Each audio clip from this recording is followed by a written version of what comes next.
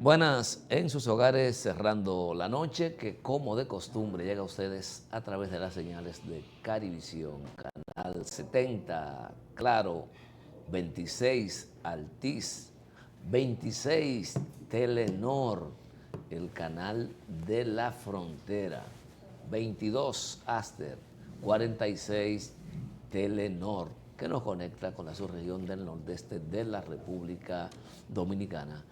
Como siempre, tenemos que agradecer a las personas que reportan sintonía a través de las plataformas de Cananga Visión, de Siempre Comunicaciones.online y de Carivisión.online.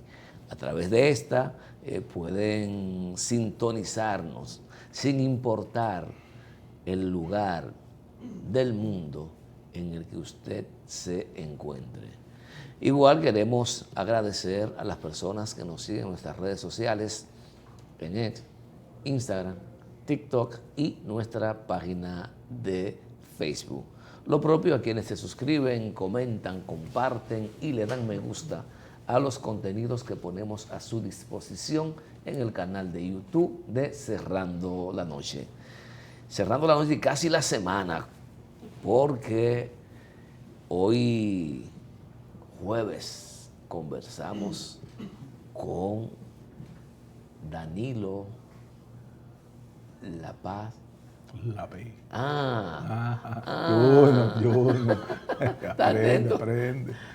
La P de los Santos. Así es. Porque lo noté un poco medio dormido ahí y hubo que despertarlo. Danilo, buenas noches. Buenas noches, don Junior Espinosa y González. Y buenas noches a nuestros amables televidentes que nos siguen. Es. Danilo, ¿qué hay de nuevo? Hay muchas noticias nuevas, Junior. Sí. Y precisamente cuando tú dices que hay de nuevo, hay un caso que está en los medios hoy sobre el caso del ex procurador general de la República, Jean Alain Rodríguez, que el tribunal del cual está conociendo su caso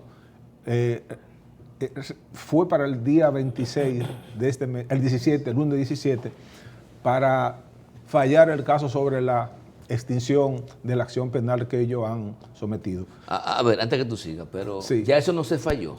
Bueno, pero parece que sometieron otro incidente y un abogado diestro, aunque no tenga la razón, y precisamente en el día de ayer, la Procuradora General de la República dijo, en los medios, está en los medios, que en el caso de Jean Alain Rodríguez hay prueba para condenarlo 6 veces por los delitos cometidos según ella. Vamos a esperar a ver si el tribunal dicta que existe la extinción, le extingue el caso o lo manda a juicio de fondo, y si es verdad que en el futuro... No, porque está en juicio de fondo. O sea, el juicio de fondo... Si continúa el juicio de fondo, he condenado 6 veces con las pruebas que según la Procuradora General de la República le corresponderían al ex procurador.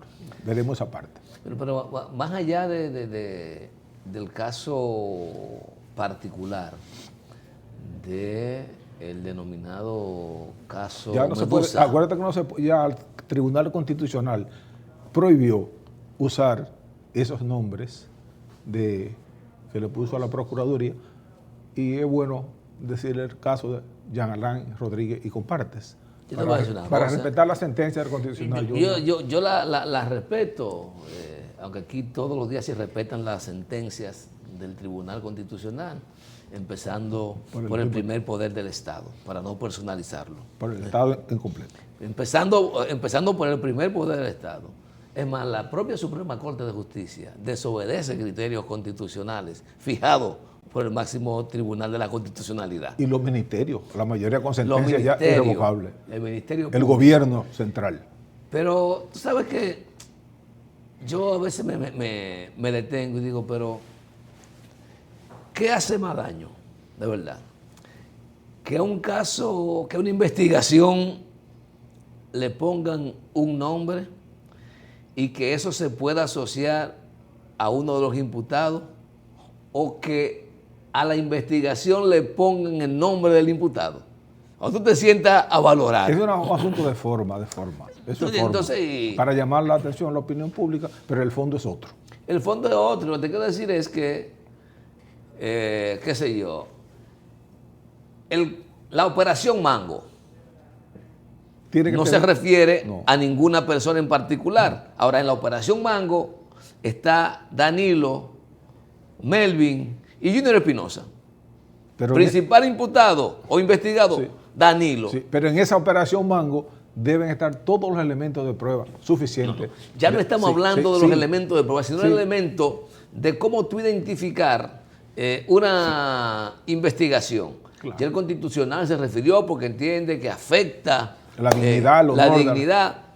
Hay que Hay respetarlo. hay mucho criterio para saber cómo se ofenden o no, pero el tribunal ya lo especificó. Claro, claro. Y para mí que se afecta más la dignidad, el buen nombre, cuando se identifica directamente a la persona. Claro. O sea, que porque hay un principio de presunción de inocencia de ese Entiendo. imputado. O sea, es algo que es lo que tú dices. Sí, entonces a veces las formas nos hacen perder de vista. Pero eso es lo que se ha dado. Pero eso es lo que ha dicho el Tribunal Constitucional. Y vemos que el Ministerio Público a sus investigaciones le pone nombre. Le pone nombre. Pero en a este, todas. Sí, pero en este caso específico, Junior. Hay una que se llama Nido. Sí, sí, y varios. Y Cada operación tiene un nombre. falta la cangrejo, faltan varias. Falta langosta, Exacto. Camarones. puede ser camarones, Exacto, mucho. Hasta la jaiba. pez lora, Sí, exacto, eso es bueno. la chillo, Sí, exacto. la carite, Exacto, y el mero. la atún Y el mero. y el mero. O sea, Falta. pero en este caso, Junior, lo que queremos es referirnos a la extinción. Lo que ha dicho el Tribunal Constitucional, lo que dice el 148 del Código Procesal Penal del plazo máximo de la extinción penal de los procesos. Pero yo creo que sí, que eso es importante verlo. Porque a veces se parte del criterio de que ese plazo procesal es vertical. Así Y es. evidentemente que no es así. No es una simple operación matemática. No es una operación matemática Así es. únicamente. Para Que lo- establecer este plazo que persigue fundamentalmente que un ciudadano no se pase la vida entera yendo a un tribunal sin que se le defina su situación. Así es. Esa es la única, digamos, protección que pretende el plazo. Es una garantía. La garantía para de el un debido imputado. proceso Claro. que inicia y que debe terminar en algún momento. Exacto. Pero antes tú sabes que los procesos 20, 30 años, aún sin renovarlo. Pero en este caso hay criterios ya de la Suprema Corte, del Tribunal Constitucional y de tribunales ordinarios que han dicho, Pero ese mismo tribunal falló sobre Sí, eso. sí, pero ¿qué pasa? ¿Y se amparó en qué? En los últimos criterios que ha establecido el Tribunal Constitucional, porque no es el primer caso en que se demanda la extinción de un proceso.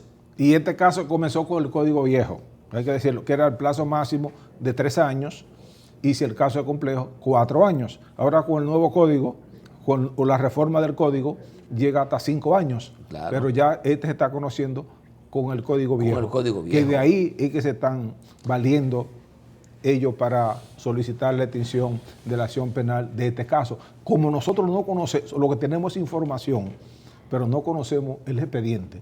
No, evidentemente. Nosotros no podemos La especular. generalidad. Claro. Y Danilo, en tu experiencia, ¿qué es lo que se toma en cuenta para determinar que un proceso ya agotó su plazo máximo de duración sin que haya intervenido una sentencia condenatoria? Ok. El 148 del código es claro, Junior, y tú como abogado lo sabes. Tú me haces la pregunta, pero tú lo conoces muy bien.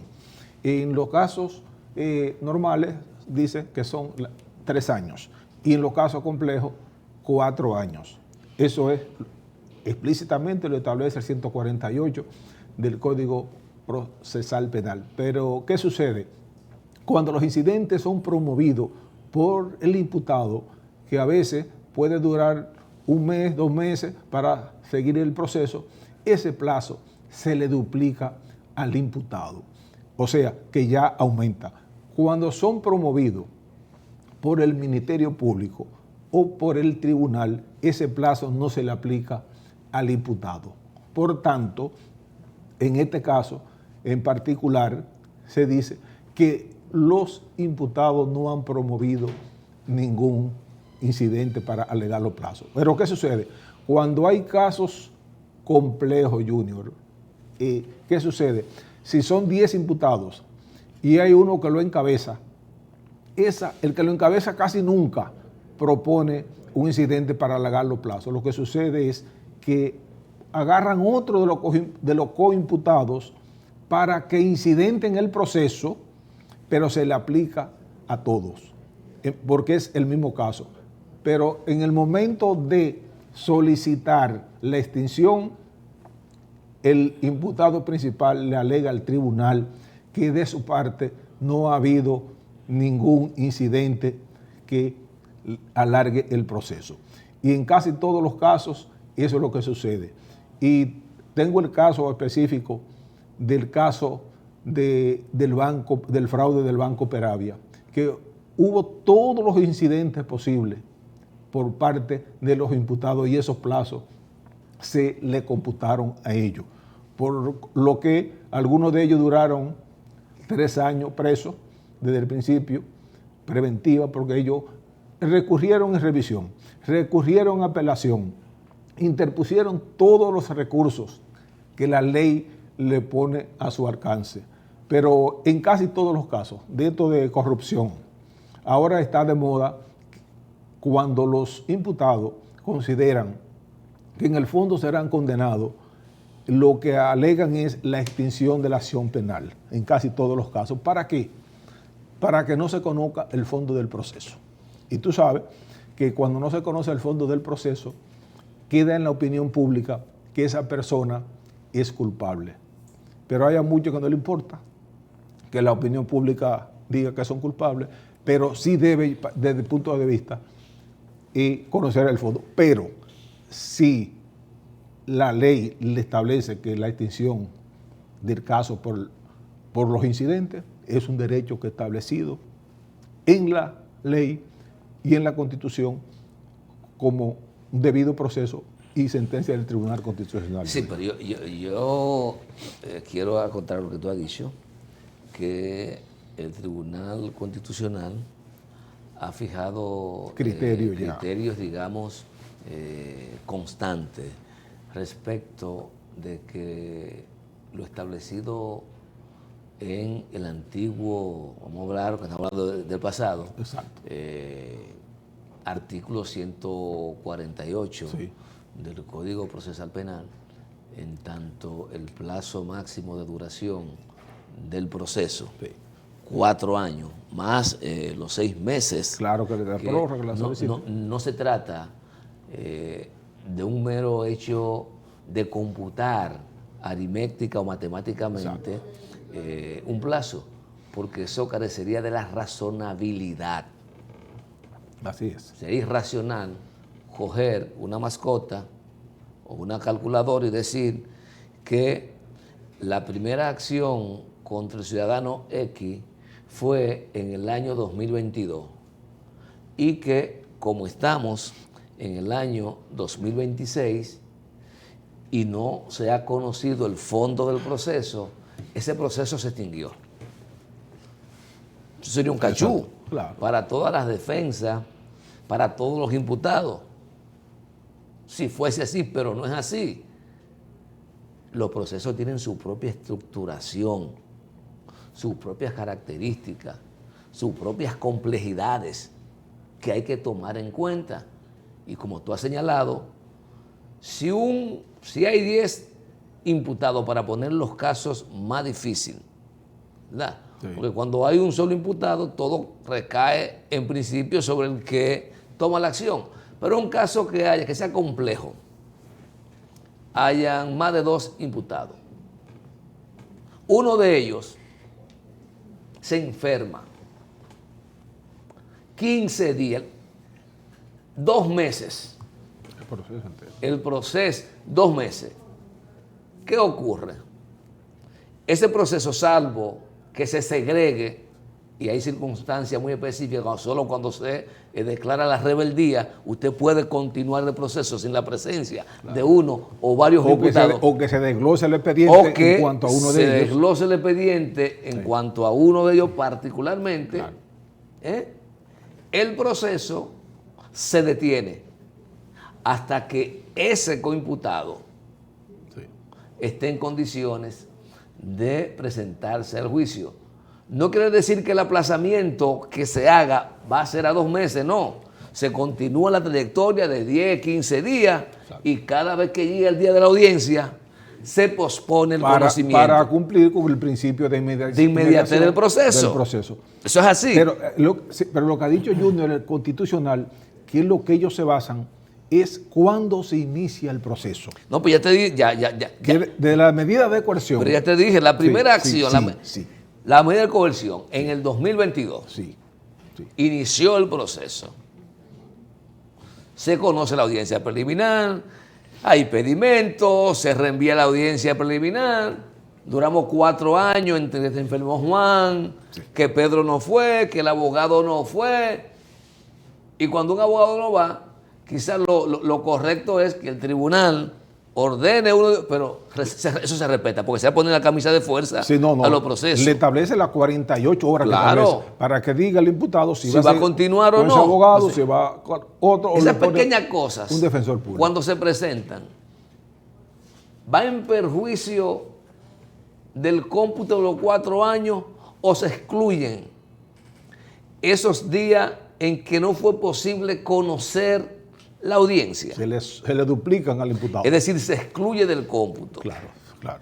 O sea, si son 10 días, eso se le multiplica. Si yo en un proceso recuso el juez, esos días que dura la Corte o la Suprema, porque tú sabes que aquí recurren ante la Corte. La recusan en pleno y recusan a los jueces de la Suprema también. También.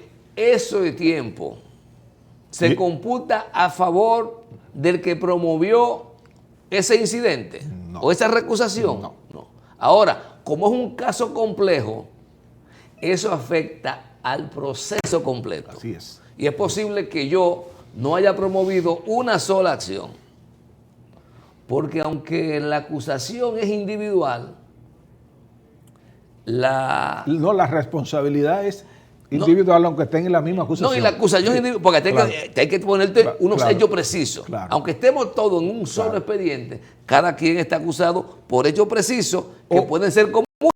O la asociación de malhechores. Que es común. Sí. Entonces, cuando eso ocurre, todo el proceso se ve impactado, ya sea de manera positiva, ya sea a favor de manera o en contra. Negativa. Exacto. Lo que no es posible y no ocurre, parto de la lógica, en ningún sistema judicial del mundo, que se tome una línea vertical que tenga un día X y un día Y abajo y que con eso se acabó el proceso. Exacto. No es posible. Como dicen que los incidentes atribuidos al imputado, como dicen los mismos jueces, eso se le computan al imputado, como tú bien dices, de la matemática que ellos creen que son los 3 años. No, todos los incidentes dilatorios, que lo dicen siempre los jueces, esa es la frase que utilizan. Y una cosa, hay 50 coimputados, ponete un caso.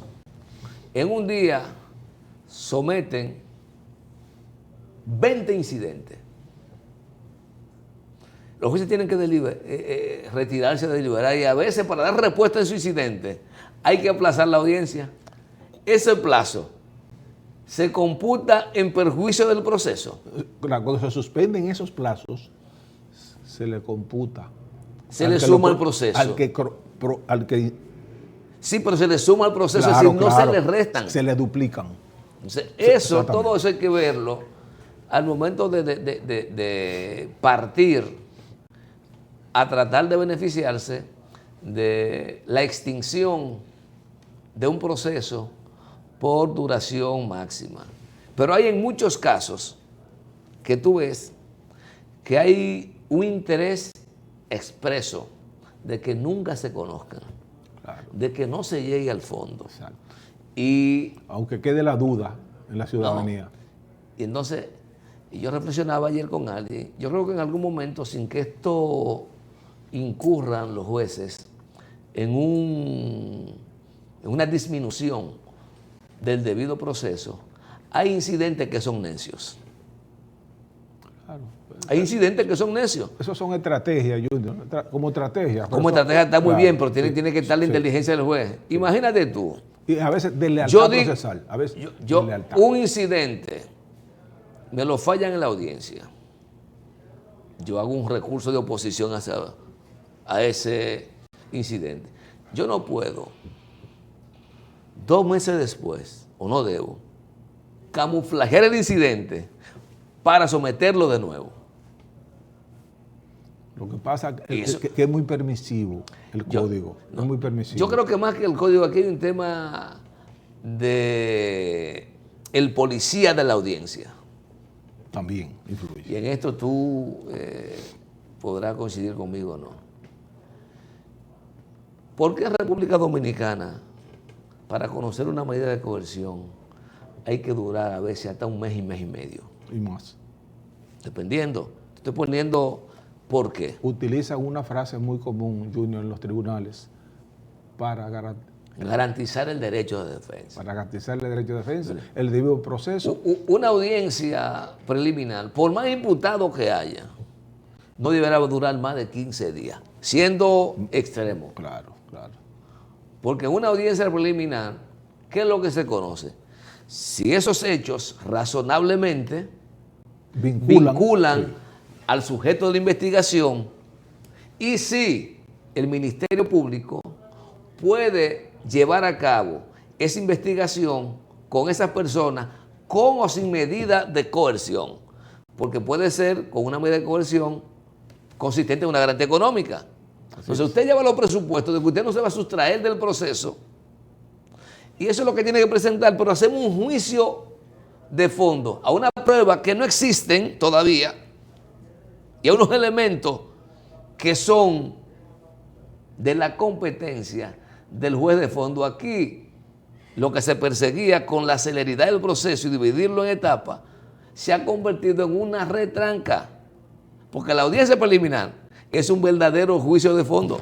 ¿Qué pasaría, Junior, en este caso, el caso del ex procurador, si el tribunal le rechaza el incidente y sigue el proceso y es condenado? Ellos van a recurrir en apelación esta decisión del colegiado de primera instancia. Y si van después, cuando lleguen a la corte, siendo condenados, van a alegar también la extinción en la Corte, en la Suprema y en el Constitucional. Eso es un derecho claro. Por ahí, que tiene. Pero comenzaron el tribunal ordinario correspondiente, que le corresponde tal como dice el Código, luego irán a la Corte a hacer el mismo pedido. Y en ese caso, y no fue ese mismo tribunal que se tomó casi 1 mes para fallar otro incidente. Fallar un incidente vinculado a la extinción del proceso. Claro, claro. Pero los abogados tienen muchas estrategias y el abogado de ese caso, Junior, sabemos. Sí, pero ahí vuelvo. Hasta obra de incidente tiene. Ahí vuelvo. Él ya hace una decisión de los jueces. Si no la cogen, váyase a la Corte, pero ya el proceso porque igual. Sigue. Eso no detiene el proceso. Igual. Hay otra pregunta, a ver si tú tienes más claridad que yo. Cuando se declara extinguido el proceso, ¿es solo contra el que lo invocó o es contra todo? No, se supone que si tú no solicitas nada y es el mismo proceso. No, pero es que tiene que ser todo. Lo que te digo que de la misma manera en que los aplazamientos que promueven uno implica la totalidad, la extinción del proceso, porque se supone que no empezó en momentos diferentes. Sí. Oye, ¿qué sucede? Sino que inició en la práctica, en el mismo momento. Sí, en la práctica, cuando hay varios coimputados, oye, la estrategia ¿cuál es? Uno de ellos solicita, o 2 o lo que sean 3, la extinción de la acción penal. Y 7 o los demás, o 10, no hace, pero se adhieren hacen reserva para cuando se falla ese incidente ellos poder someterlo claro. nuevamente. Y se adhieren al pedimento principal o de los demás coimputados, que si se adhieren, lo favorece. Si no se adhieren, no. Eso es lo que pasa. Porque puede ser que un coimputado quiera conocer su juicio de fondo y otro no. Pero la mayoría de los casos se adhieren. Y en el caso de se benefician. Se acoge el principio, se acoge la solicitud de extinción del proceso. ¿Solo beneficia al que la solicitó? Te reformulo la pregunta. ¿O eso implica que si se declara la extinción del proceso, se lo lleva completo el proceso o solo es con respecto al coimputado que lo ha solicitado? No, lo van todos. Porque, lo que te dice, claro, van van todos. Porque se adhieren al pedimento de uno. Se adhieren. Porque tú no puedes guardar, en el tribunal le van a decir a todos los coimputados, claro, que se refieran a ese pedimento. Tienen que fijar posición. O sea, y lo que hacen, y en la práctica lo que hace es que se adhieren a ese pedimento y se benefician en caso que se lo acojan. Pero ciertamente que la razonabilidad, ¿verdad?, tiene que imponerse, porque aunque es un solo código, una misma norma, no es igual conocer un proceso que involucre a 5 personas, a uno, o uno que involucre a 40 personas, que a 2. Así es. Son totalmente diferentes. Y entonces, cierto, el objeto de todo proceso, no importa la naturaleza, es llegar a la verdad. Claro. A la verdad jurídica. Sí, sí, pero Junior, aquí, por ejemplo, los tribunales colegiados del Distrito Nacional, en otros casos, han acogido la extinción de la acción penal y han recurrido el Ministerio Público y la han revocado. Sí. Que hay varios casos, o sea, que cada tribunal tiene un criterio diferente basándose en las decisiones de la Suprema Corte de Justicia y del Tribunal Constitucional. Y un caso es, por ejemplo, el de los terrenos de aquí de los Tres Brazos, que declararon una extinción de la acción penal y la Corte lo revocó porque consideró que el tribunal no... El cómputo no se hizo correctamente. Exactamente, lo que matemáticamente, pero el cómputo no se hizo. Y así con otros casos. O sea, que cada caso tiene su propia característica, exacto, pero el criterio tiene que ser uniforme. Claro, no puede haber 5 criterios. Porque si hay una sentencia de la Suprema, una de la Constitucional... Y si el criterio que se impone le guste a la Suprema Corte o no, el criterio que se impone a partir de la interpretación de la constitucionalidad de los procesos llevados es el que fija el Tribunal Constitucional. Es erga omne, oponible todo el mundo, ese, guste o no guste. Le guste o no. Se impone. Pero aquí hay gente que no le gusta.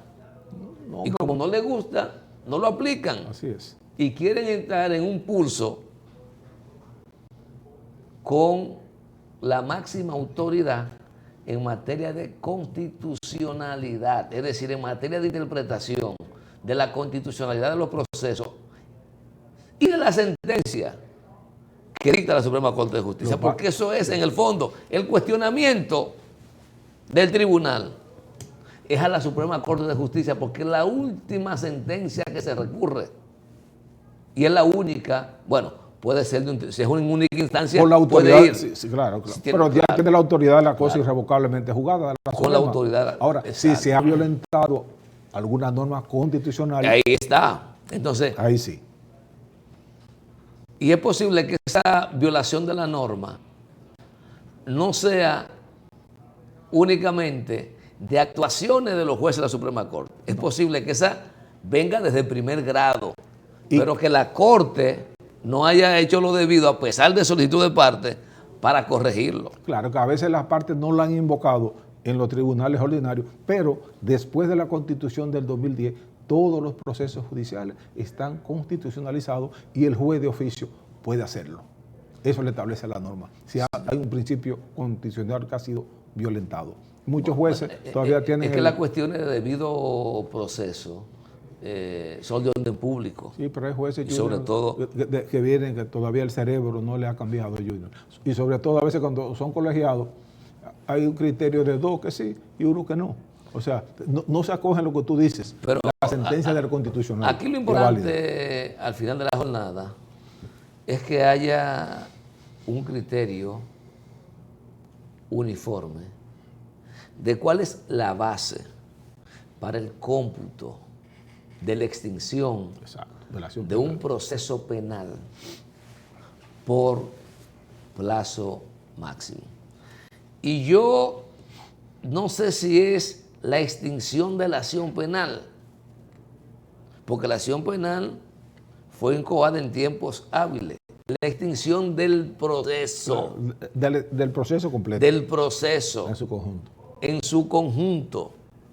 Porque no ha habido una sentencia, aunque no sea definitiva, en el periodo de los 4 años. Junior, cuando un imputado o un coimputado está seguro de que es inocente por su familia, por su familia, por sus amigos y por la sociedad, yo creo que debería decirle, júzguenme, que sea un tribunal que diga, usted es inocente, pero va a quedar la duda, que sabemos que hay muchos casos que son culpables, pero la extinción no han podido demostrar ni la inocencia ni el Ministerio Público la culpabilidad. El fondo no se va a conocer. Y no se puede a veces solamente, Junior, echarle la culpa a los imputados. Y yo, que casi nunca defiendo imputados, pero a veces los ministerios públicos. Es que la mayoría de los casos no ha sido... Bueno, es que otro de los criterios establecidos es que cuando es por parte del órgano acusador, tampoco se puede beneficiar de los aplazamientos que ocurren para solicitud del órgano acusador. Ahí se beneficia el imputado. El imputado, claro. Eso es lo que sucede. En muchos casos, que la mayoría... Se enfermó un juez, se aplazó ese día la audiencia. Claro. ¿A quién le computamos eso? No, ya eso beneficia al imputado. Es que aquí hay una situación extraordinaria, no se puede... porque si el juez se enfermó y hubo que aplazarla a 15 días... Sí, pero puede reemplazar, el sistema de justicia puede reemplazar ese juez por otro. Puedes reemplazarlo por otro. Sí, exacto. Pero estamos conociendo la audiencia. En este caso no es culpa del imputado. No, pero son situaciones que, digamos, son de fuerza mayor. Si no es promovida por el tribunal. Por nadie. Pero cuando es el Ministerio Público que deja de hacer su trabajo, que en la mayoría de los casos, la mayoría de las extinciones penales ha sido por culpa del Ministerio Público. No sabemos y tienes razón. Si por negligencia o por complicidad. Que tú sabes. Puede haber de todo. Exacto. Puede haber de todo. ¿Entiendes? En algunos casos. Como te reitero, para mí lo más importante, independientemente del nombre o el mote que le hayan puesto a las investigaciones, es que el país tiene que tener un criterio definido sobre cómo es que se calcula el tiempo máximo del proceso. Pero resulta, óyeme, lo que pasa es que la gente tiene que entender lo siguiente. El abogado en ejercicio no tiene coherencia. No, depende de los intereses que haya. Porque va a depender de los intereses y del lado. Yo estoy convencido. Habla de los abogados. Okay. Que si el abogado que está promoviendo todos esos incidentes formara parte del equipo de defensores de recuperación del Estado, pensara totalmente diferente. Si fuera Ministerio Público, pensara totalmente diferente. Y con la misma norma. Exacto. Si fuera, el mismo artículo. Si fuera actor civil, pensara totalmente diferente. Tercero civilmente Por eso responsable. Es interesante ver a esta gente en la academia. Claro. Depende de qué lado tú estés. Porque depende de qué lado usted esté. Exacto. Eso es lo que pasa. Para usted una cosa piensa el juez, que es un tercero imparcial, uno piensa la defensa, uno piensa el actor civil, el imputado y el Ministerio Público como acusador. Pero tú nunca has visto, Junior, un Ministerio Público en favor de un imputado. El código a ti te dice una cosa, pero la satisfacción del Ministerio Público es acusar. Bueno, es que esa es su función. Y antes de irnos a la pausa, no sé si fue aquí contigo que lo planteé o no sé si fue en la revista 110, que a mí me parece importante. En el proceso penal tiene que haber un tercer veedor que vigile las actuaciones del Ministerio Público. Claro. Porque el Ministerio Público es el defensor de la sociedad, de los intereses de la sociedad, pero fundamentalmente es el defensor de los intereses del Estado como aparato burocrático. Claro.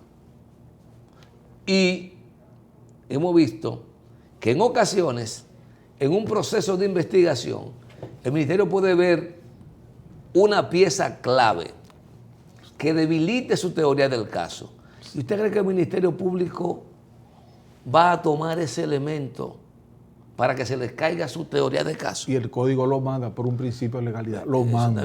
Ahora, claro, con el Código Penal pueden haber consecuencias, pero lo cierto es que el Ministerio Público no es un tercero imparcial, ¿Y es una parte del proceso. ¿Cuál ha sido, Junior, la consecuencia en República Dominicana cuando un Ministerio Público ha acusado falsamente a una persona que los tribunales dicen no es culpable, absuelto por falta de prueba? ¿Cuál ha sido? No, el tema es, Danilo, que volvemos a otra parte importante.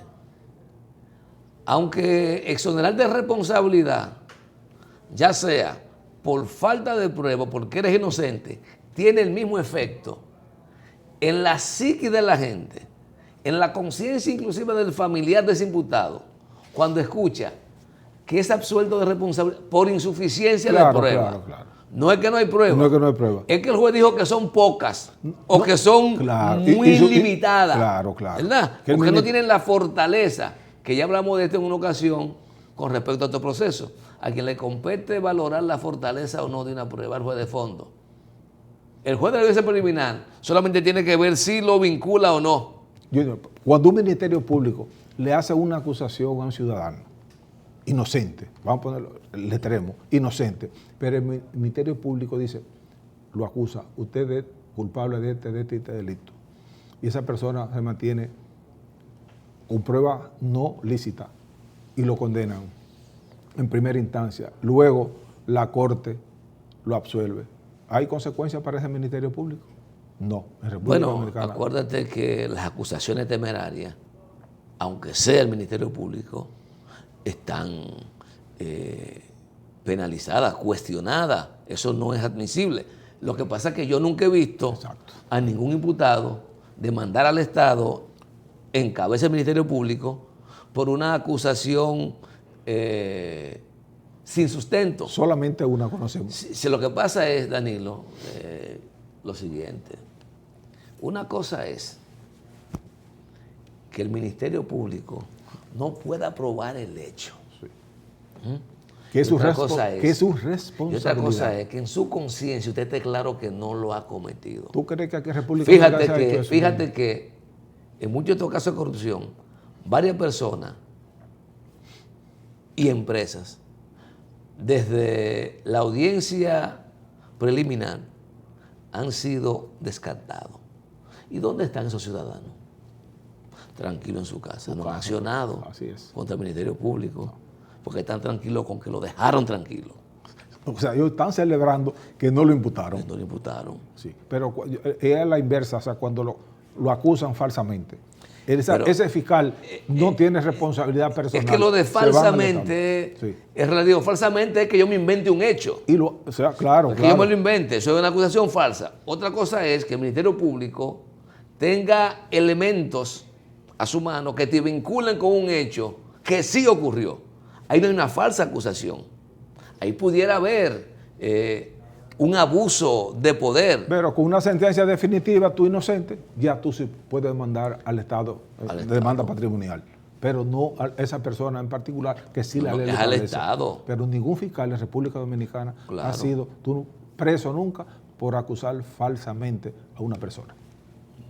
Es así. Lo cierto es que tenemos que esperar ahora qué va a ocurrir en estos días con estos casos, hasta dónde van los jueces a permitir que en nombre del debido proceso convirtamos a los tribunales en una carrera de competencia. De este caso y de todos los otros. Y de todos los que están. Porque ese es el tema. La meta del imputado, que no quiere que les conozcan su proceso, es tratar de retardar eso hasta llegar a la meta de los 4 años. Así es. Si es un caso complejo. Si es un caso complejo, así es. ¿Cómo está? Esa es la meta. Específicamente los casos de actos de corrupción. No, y aunque no sea de corrupción. Pero esos son los que van a la opinión pública. Claro, y aunque no sea de corrupción. Los demás no van a la opinión pública. La meta es recorrer esos 4 kilómetros. Extinción de la acción penal por y evitar, por la llegada. Y evitar que el fondo se conozca. Así es. ¿Se está haciendo uso de un derecho? Sí. Pero ¿hasta dónde estamos abusando nosotros, como auxiliares de la justicia, de el uso del derecho? Abusivo, temerario, o sea, es temeridad. Y está castigada ahora con este nuevo Código Junior que tiene 5, hoy estamos a cuánto, hoy 13, estamos a 13. Tiene 8 días en vigencia. No sabemos cuántas querellas, cuántos presos hay con el nuevo código por nuevos delitos. Hasta este momento Procuraduría no ha dicho nada, ni ningún abogado. Bueno, vamos a ver. Nadie ha solicitado la información, supongo. Ni la han dado los Procuraduría. Pero creo que eso que tú dices es importante. La Procuraduría General de la República debió ya haber publicado la cantidad de nuevos casos por estos nuevos que han tipos ingresado penales al sistema de investigación y de persecución conforme al nuevo código. Que antes de irnos, se ha creado mucho ruido con la imputabilidad penal de las personas jurídicas. Así es. Pero yo creo que nosotros, todos, parece que estábamos durmiendo. ¿Sabe por qué? ¿Qué ha pasado con este principio que se ha generalizado? ¿Es nuevo? No, no es nuevo. Y no es nuevo solo por el arrastre de la figura jurídica de la responsabilidad en la relación comitente-preposé. En materia laboral. En materia laboral, no en materia civil. En materia civil. Sino que en la República Dominicana, por ejemplo, desde 1992, ¿cuántos años? 34 años. 8 y 6, 34 años. Existen un conjunto de delitos de carácter penal laboral que se le aplica a empleadores y trabajadores. Y los empleadores pueden ser empresas, personas jurídicas o personas físicas. Y usted ve los tribunales, los juzgados de paz, porque son los juzgados de paz los competentes para conocer este tipo de infracción penal laboral, lleno de demanda contra empresas, porque no tienen al día los libros, por cualquiera de las faltas graves que establece el código. Pero desde el año 2001, la ley 8701, que crea el Sistema Dominicano de Seguridad Social, también tiene delitos de carácter penal. También lo tiene. Aislado, y sanciones. ¿Y sanciones contra quién? Las empresas. Contra las empresas. El Código Laboral es más específico. No sé si la ley 8701 es clara, pero el Código Laboral establece que cuando recaiga prisión, la va a cumplir el gerente, el responsable administrador. Claro. En la de Seguridad Social no lo tengo tan claro. Y siento que ahora hay gente que piensa que las personas jurídicas las personas jurídicas van a ir presas. No, señores. No se puede ver eso así. Aplicable. Aquí en el proceso penal tenemos varias penas, ¿verdad? Las penas privativas de libertad, la multa, que es una pena, Así es. las penas complementarias que le establece el propio Código Penal. Así es. Esas son entonces, a las empresas lo que se le va a aplicar son la pena consistente en multa. Y lo que se ha hecho es generalizar esa excepción como un ilícito penal universal en la República Dominicana contra todas las empresas. A partir del 6 de noviembre. Del 5 de noviembre. Del 5. A partir del 5 de noviembre, que se cumplen los 3 meses, Así es. que revisando creo que fueron muy pocos. Así es. Porque hay un conjunto de reglamentos, para llamarlo de alguna forma, de instrumentos que la grande, mediana, pequeña y microempresa tienen que tener a mano para cubrirse y tratar de que beneficiarse de los principios que le exoneran de responsabilidad penal. Así es. Así es. Claro, las penas de las empresas son mayores que la persona física. Las multas Claro. es en función, en algunos casos es el doble, pero va desde 100 hasta 1.500 salarios para la muy grave. Y la indemnización que La puede ser indemnización, objeto del la recuperación del Claro. doble de lo que ha sido beneficiada la empresa, Claro. la confiscación de la empresa, la disolución de la empresa. Una pregunta a ti, Junior. Pudiera llegar inclusive. ¿Eso favorece el sistema empresarial de la República Dominicana? Bueno, yo pienso que La nosotros... libertad de empresa, o sea, tantas No, penalidades. eso no limita la libertad. Usted puede tener empresa. No Pero usted no comete- puede tener usted puede tener una clínica sin que usted sea responsable de que el médico que está dando consulta ahí tenga un decreto que lo autoriza a ejercer la medicina. Claro. O que tenga negligencia, imprudencia, por injerencia. por lo que Igual sea. los médicos, Claro. señores.